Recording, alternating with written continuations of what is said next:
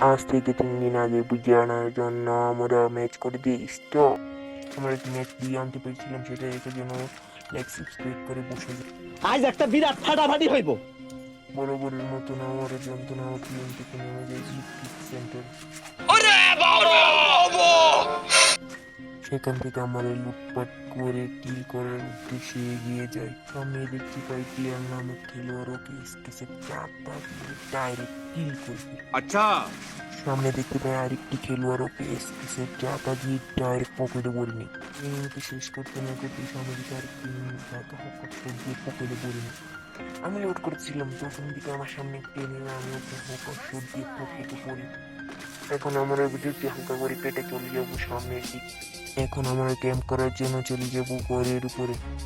ঘরের উপর আসতে না আসতে আমাকে একটি নিমিষে রাশ মেরে দিই।